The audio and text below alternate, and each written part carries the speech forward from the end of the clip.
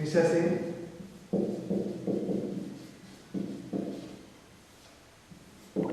हिंदी साहित्य की इकाई नंबर 4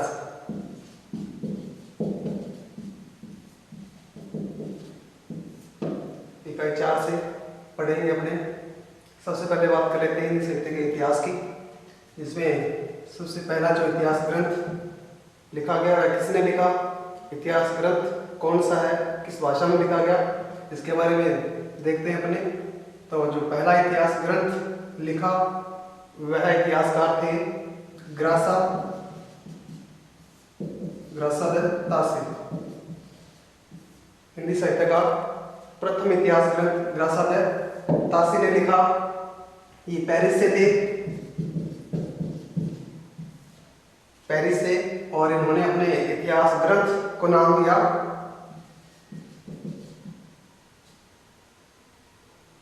इस्तवार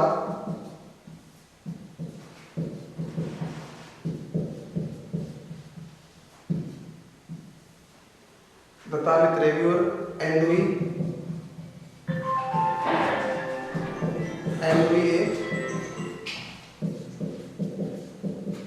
हिंदुस्तानी। ये इनका इतिहास ग्रंथ है। ये फ्रेंच भाषा में लिखा गया है। इसकी जो भाषा थी वो थी फ्रेंच। हिंदी साहित्य का पहला इतिहास फ्रेंच भाषा में लिखा गया। ये था इस्तवार दतालित रेव्यूअर एंडुई हिंदुस्तानी, फ्रेंच भाषा में। इसका जो प्रकाशन वर्ष है, प्रकाशन वर्ष वह था 1839 ईस्वी में। इसका जो पहला संस्करण आया वो 1839 में आया, और जो दूसरा संस्करण है वो 1847 ईस्वी में आया। अब बात कर लेते हैं कवि की, कि इस इतिहास ग्रंथ में कौन कौन से कवि थे और कितने कवि थे। तो इस इतिहास ग्रंथ में कवि थे 938 कवि। इस इतिहास ग्रंथ में 938 कवि थे, जिसमें हिंदी के भी थे और उर्दू के भी थे। हिंदी और उर्दू के कवि इनमें शामिल थे। हालांकि ग्रासा तासी ये हिंदी के घोर विरोधी थे। ये हिंदी के घोर विरोधी थे।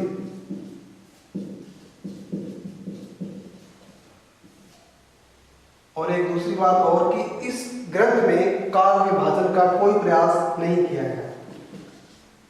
काल विभाजन का कोई प्रयास नहीं किया। पहला इतिहास ग्रंथ ग्रासा तासी ने लिखा, इस्तवार दतालित रेव्यूअर एंडुई हिंदुस्तानी। ये फ्रेंच भाषा में लिखा गया और प्रकाशन वर्ष इसका 1839 ईस्वी और दूसरा भाग 1847 में आया। कुल कवियों की बात कर लेते हैं तो कुल कवि थे 938, जिसमें हिंदी और उर्दू के दोनों शामिल थे।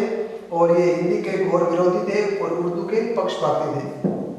इन्होंने हिंदी की अपेक्षा उर्दू को अधिक महत्व दिया है, और काल विभाजन का इन्होंने कोई प्रयास नहीं किया। ये था हिंदी इतिहास का पहला इतिहास ग्रंथ। अब बात कर लेते हैं दूसरे इतिहास ग्रंथ की,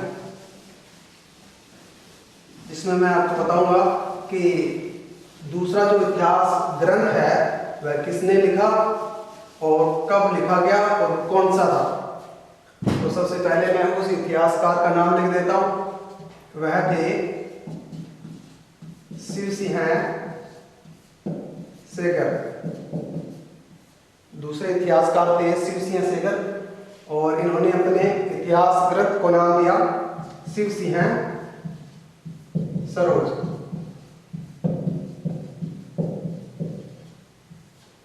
ये इनका इतिहास ग्रंथ है शिव सिंह सरोज।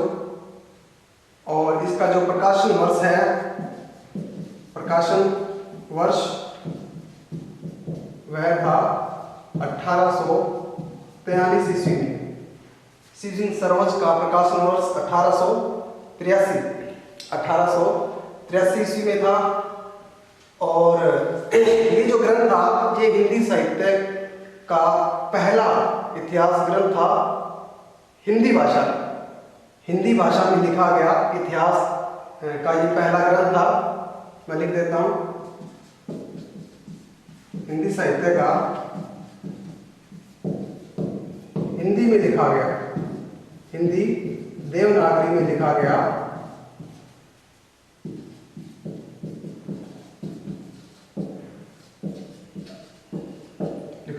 प्रथम इतिहास था।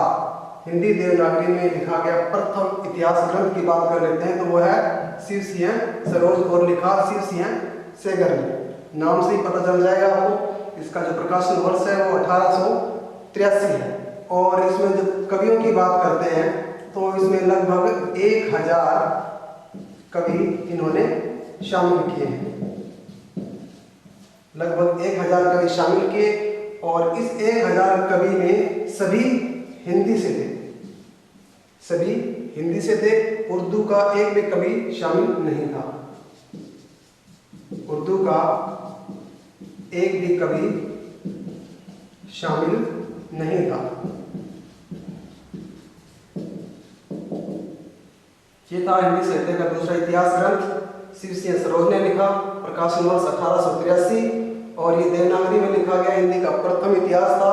कुल कवि की बात करें तो थे 1000 कवि, जिसमें सभी हिंदी से थे और उर्दू का एक भी कवि शामिल नहीं था। अब करते हैं बात काल विभाजन की।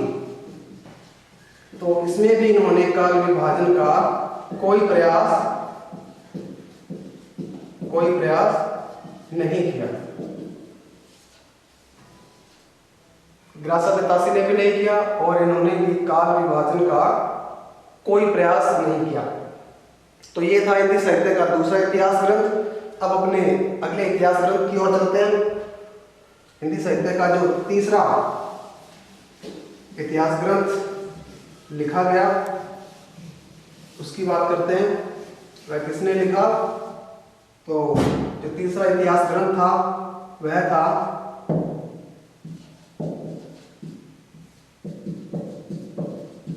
लिखा जॉर्ज ग्रियर्सन ने। हिंदी साहित्य का तीसरा इतिहास ग्रंथ लिखा जॉर्ज ग्रियर्सन ने और उन्होंने अपने इतिहास ग्रंथ का नाम दिया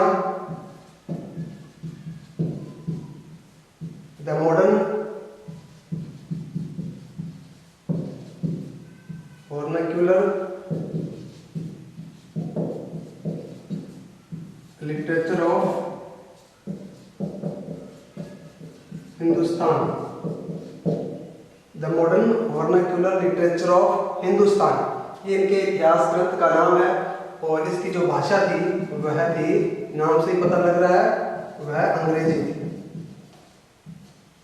ये इतिहास ग्रंथ इन्होंने अंग्रेजी भाषा में लिखा और इसका जो प्रकाशन वर्ष है, प्रकाशन वर्ष वह आया 1888 ईस्वी में। इसका प्रकाशन वर्ष 1888 ईस्वी में था। ये अंग्रेजी भाषा में लिखा गया और इन्होंने भी जो कवि थे, कुल कवि, उसकी बात कर लेते हैं तो वह थे 952। लगभग इसमें भी इन्होंने 1000 कवियों को शामिल किया है और ये 1000 कवि सभी के सभी हिंदी से थे। इसमें भी उर्दू का एक भी कवि शामिल नहीं था। इस इतिहास ग्रंथ की एक बड़ी बात है, वो ये है कि सर्वप्रथम जॉर्ज ग्रियर्सन ने काल विभाजन को बांटा। काल विभाजन का जो वर्गीकरण किया वह किया जॉर्ज ग्रियर्सन ने।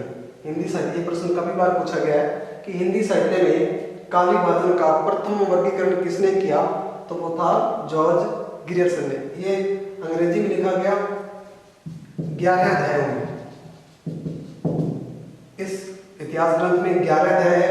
ये अंग्रेजी में लिखा गया 1888 में। लगभग कवि 1000 थे और काल विभाजन का इन्होंने सर्वप्रथम इसमें प्रयोग किया। तो चलिए अब अगले इतिहास ग्रंथ की बात करते हैं। इतिहास का नंबर 4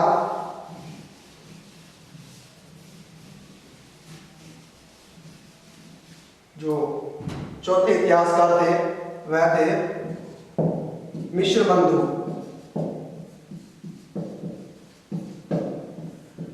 चौथे इतिहासकार थे मिश्रबंधु। इन्होंने अपने इतिहास ग्रंथ को नाम दिया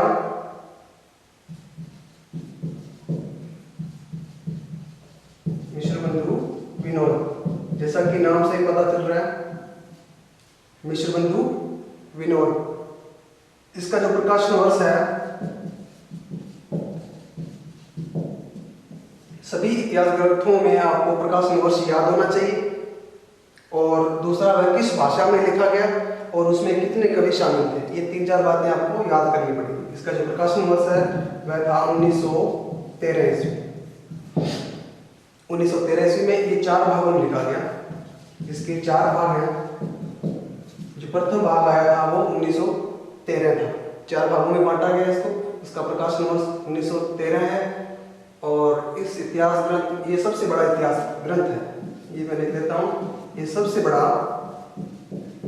इतिहास ग्रंथ है।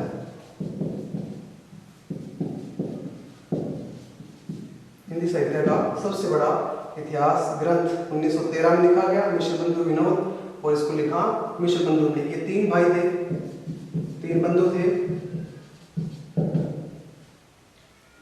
अब चलते हैं अगले इतिहास ग्रंथ के बारे में। ये हिंदी में लिखा गया, और कवियों की बात करें तो इन्होंने इस ग्रंथ में कवि का कोई वर्गीकरण नहीं किया है, ना ही कवि दिए हैं इसमें।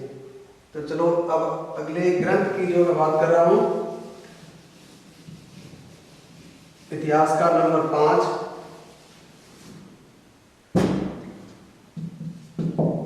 जो 5 नंबर पर इतिहासकार है, इन्होंने जो अपना ग्रंथ दिया वह बहुत ही प्रमाणित ग्रंथ माना जाता है। जिसकी अपने बात करेंगे वह थे आचार्य रामचंद्र शुक्ल।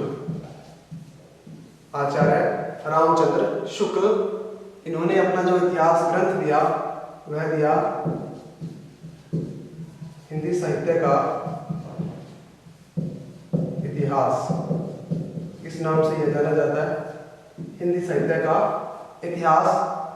इसका जो प्रकाशन वर्ष है, प्रकाशन वर्ष वह था 1929 ईस्वी में। इस इतिहास ग्रंथ का नाम हिंदी साहित्य का इतिहास, प्रकाशन वर्ष 1923। और कवियों की बात करें तो इन्होंने भी लगभग 1000 कवियों को शामिल किया है। इन्होंने 1000 कवियों को इस ग्रंथ में शामिल किया है। और इसमें एक बड़ी बात यह है कि इस ग्रंथ में इन्होंने जैन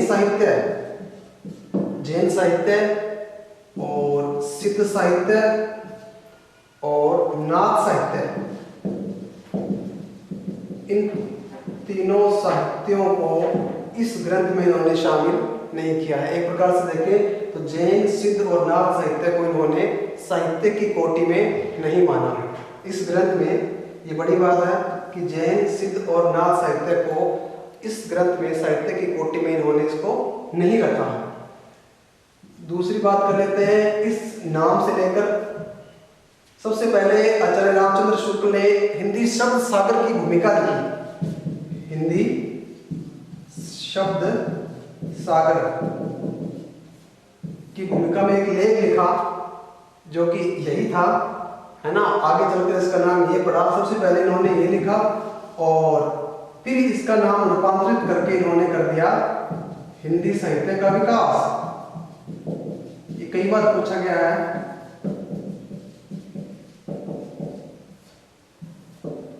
इस इतिहास ग्रंथ का नाम पहले यह हुआ करता था, हिंदी साहित्य का विकास, और ये था हिंदी शब्द सागर की भूमिका में लिखा गया, है ना। तो ये 2-3 बार पूछा है कि हिंदी साहित्य का इतिहास का दूसरा नाम क्या है। तो अगर ये आ जाए तो ये रहेगा, और अगर दोनों आ जाए, दोनों ऑप्शन में आ जाए तो आपको यह सी करना है हिंदी शब्द सागर, क्योंकि सबसे पहले इस ग्रंथ का नाम इन्होंने हिंदी शब्द सागर दिया, उसके उपरांत हिंदी साहित्य का विकास और उसके बाद हिंदी साहित्य का इतिहास। ये छपकर तैयार हुआ 1929 में। इसका जो दूसरा संस्करण भी आया वो आया 1940 में। पहला संस्करण 1929 में और दूसरा 1940 में। ये जो इतिहास ग्रंथ है ये बहुत ही सैद्धांतिक इतिहास ग्रंथ माना गया है। चलो अब करते हैं अगले इतिहासकार की बात कर लेते हैं। ये जो 5 इतिहास ग्रंथ हैं ये प्रमुखता से लिए गए हैं और प्रमाणिक भी माने गए हैं। हालांकि बहुत से आचार्यों ने भी इसके बाद भी इतिहास ग्रंथ लिखने का क्रम चलता रहा, जिसके अंदर अगले जो इतिहास ग्रंथ है उनकी मैं बात करता हूं। तो सबसे पहले कवि की बात करते हैं, आचार्य हजारी प्रसाद द्विवेदी। आचार्य हजारी प्रसाद द्विवेदी ने लिखा। इतिहास ग्रंथ की केवल बात करते हैं अपने, तो इन्होंने लिखा हिंदी साहित्य का आदिकाल। इन्होंने लिखा हिंदी साहित्य का आदिकाल और उसके बाद लिखा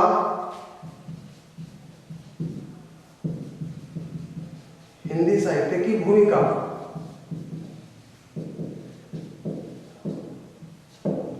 हिंदी साहित्य की भूमिका ये है 1940 में। हिंदी साहित्य की भूमिका लिखी इन्होंने 1940 में। इसके बाद भी इन्होंने इतिहास ग्रंथ लिखे जो कि प्रमुख हैं। हिंदी साहित्य का उद्भव व विकास, ये आया 1952 ईस्वी। हिंदी साहित्य की भूमिका है 1940 में और हिंदी साहित्य का उद्भव व विकास आया 1952 ईस्वी। ये थे हजारी प्रसाद द्विवेदी के 3 इतिहास ग्रंथ, है ना। इसके बाद भी और भी कवि हैं जिन्होंने इतिहास ग्रंथ लिखे, जिनकी बात करते हैं। तो जो अगले इतिहासकार हैं वह थे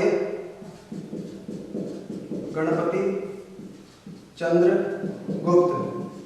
इनका भी एक इतिहास ग्रंथ काफी चर्चित रहा है, वो ये है हिंदी साहित्य। ये छोटे छोटे प्रश्न कभी कभार पूछ लिया करते हैं। हिंदी साहित्य का वैज्ञानिक इतिहास।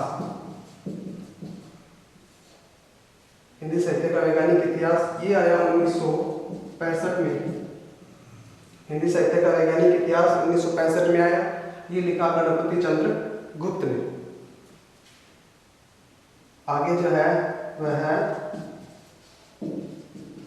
विश्वनाथ मिश्र।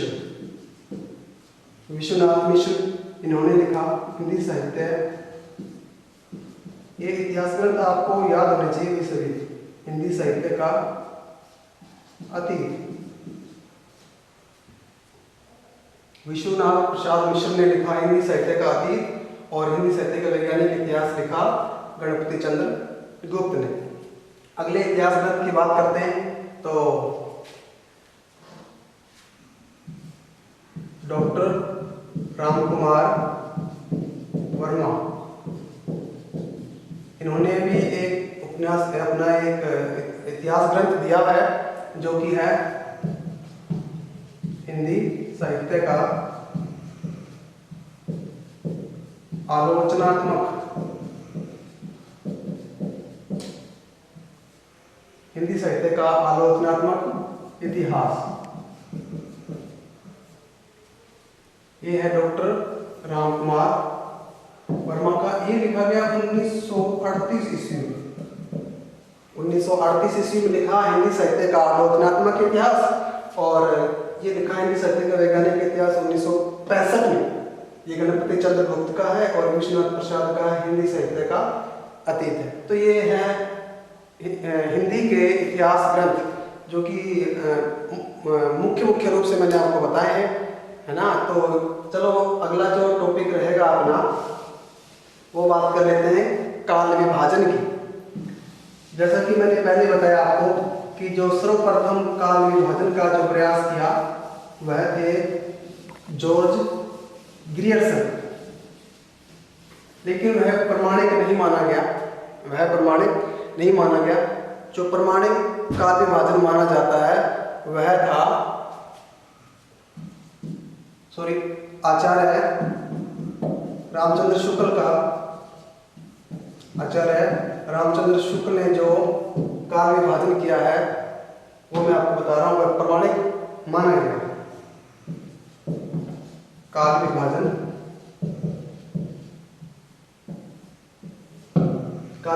की बात करें,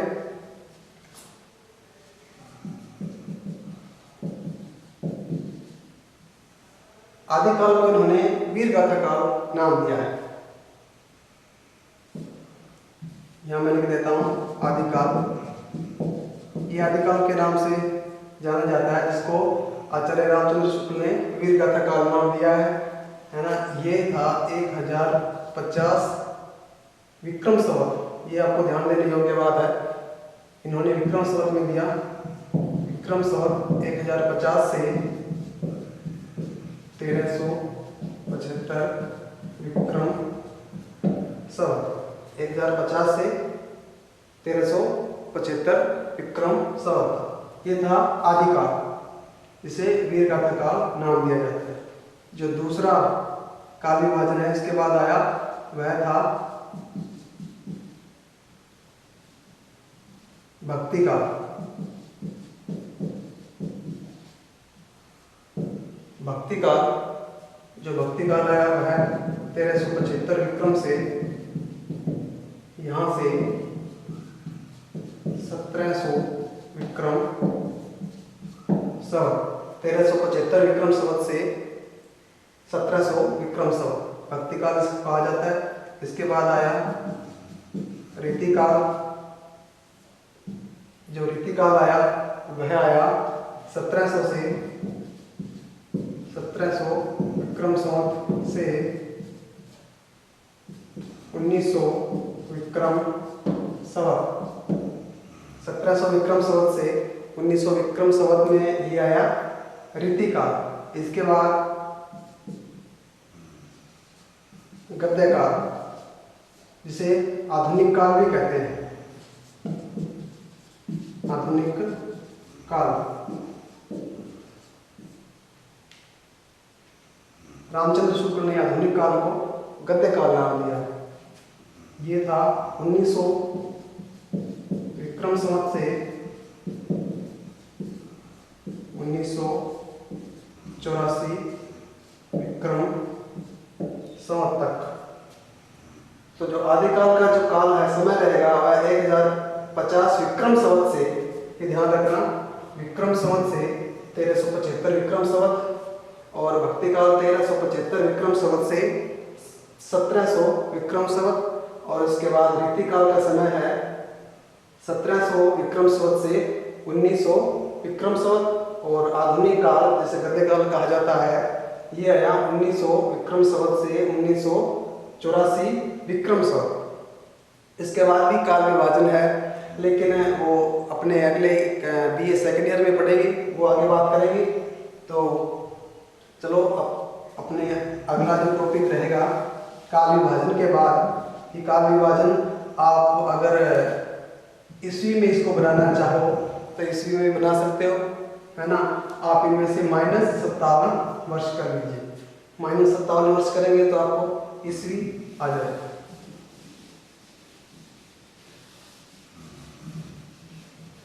चलो अब अपने बात करते हैं इकाई नंबर 4 में आगे जो टॉपिक है आपका नामकरण का।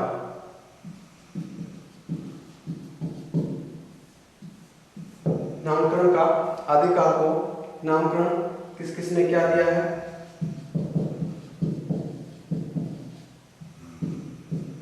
आदिकाल में किसने क्या नाम दिया है, तो मैं लिख देता हूं। तो सबसे पहले हिंदी साहित्य का जो आदिकाल है, ये नाम किसने दिया, तो वह दिया, आदिकाल को नाम दिया, ये दिया हजारी प्रसाद द्विवेदी ने। आदिकाल का नाम दिया हजारी प्रसाद द्विवेदी ने। और वीरगाथा, ये मैं पहले आपको बता चुका हूं। वीरगाथा काल ये नाम दिया आचार्य रामचंद्र शुक्ल। वीरगाथा काल नाम दिया आचार्य रामचंद्र शुक्ल ने। आरंभिक काल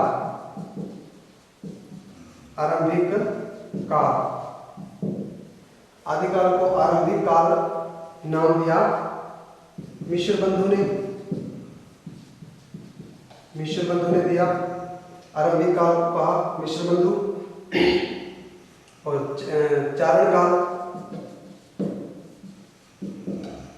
चारण काल नाम दिया आगे वाले को ग्रियर्सन ने। चारण काल दिया ग्रियर्सन ने। इसके बाद बात कर लेते हैं बीजोपन काल। बीजोपन काल इसने दिया, तो ये दिया आचार्य महावीर प्रसाद, आचार्य महावीर प्रसाद द्विवेदी ने। आचार्य महावीर प्रसाद द्विवेदी ने ये नाम दिया। और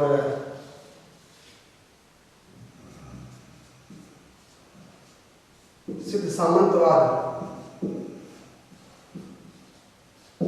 सिद्ध सामंतवाद ये नाम दिया डॉक्टर राम कुमार वर्मा ने। सिद्ध सामंतवाद नाम दिया डॉक्टर राम कुमार वर्मा ने। तो ये था नामकरण आदिकाल का। आदिकाल जो नाम दिया वह दिया आचार्य प्रसाद द्विवेदी ने, और जो वीर गाथा काल नाम दिया वो दिया आचार्य रामचंद्र शुक्ल ने, और जो आरंभिक काल नाम दिया वो दिया मिश्र बंधु ने, और जो चारण काल नाम दिया वो दिया ग्रियर्सन ने, और जो बीजोपन काल नाम दिया वो दिया आचार्य महावीर प्रसाद द्विवेदी ने, और जो सिद्ध सामंतवाद दिया वो दिया डॉक्टर राम कुमार वर्मा। तो ये आपका जो आदिकाल का जो छोटा सा टॉपिक था वो पूरा हुआ है। सबसे पहले अपने बात करें इतिहास ग्रंथों की, जिसमें 5 आपको इतिहास ग्रंथों के बारे में बताया, और उसके बाद जो इतिहास ग्रंथ हैं और कवियों के नाम आपको बताए हैं, और उसके बाद मैंने आपको बताया काल विभाजन। जो काल विभाजन दिया सर्वप्रथम वो दिया जॉर्ज ग्रियर्सन ने, और जो प्रमाणिक काल विभाजन माना जाता है वो आचार्य रामचंद्र शुक्ल का माना जाता है, जिसके बारे में मैंने आपको बताया। और जो अंत में आपका जो ये टॉपिक है नामकरण आदिकाल का, तो वो ये आपके सामने है। इसके बाद एक आदिकाल का एक छोटा सा टॉपिक और रह जाता है, आदिकाल की प्रवृत्तियां। आदिकाल की प्रवृत्तियां है ना। तो इसके बारे में मैं आपको अगले वीडियो में बताऊंगा, प्रवृत्तियों के बारे में भी, और प्रवृत्तियों का जो क्या प्रभाव पड़ा है समाज के ऊपर उसके बारे में बताऊंगा, और आदिकाल की विशेषताएं आपको मैं आगे बताऊंगा। और इसके साथ आपका एक टॉपिक, अगला जो टॉपिक है वो भक्ति काल का है, वो रहेगा भक्ति काल का। भक्ति काल के अंदर आप भक्ति काल का नामकरण किसने दिया, कहाँ से शुरू होकर कहाँ तक ये चला, और इसमें से जो प्रथम भक्ति का जो प्रथम उद्गार किया वो किन्होंने किया, किसके द्वारा हुआ, भक्ति सर्वप्रथम कहाँ से शुरू हुई, उसके बारे में भी आगे आपको अगले टॉपिक में बताएंगे। तो अगला टॉपिक आपकी आदिकाल की प्रवृत्तियां रह जाएगी, और उसके बाद अपने शुरू करेंगे भक्ति काल, है ना। तो आज के लिए इतना है।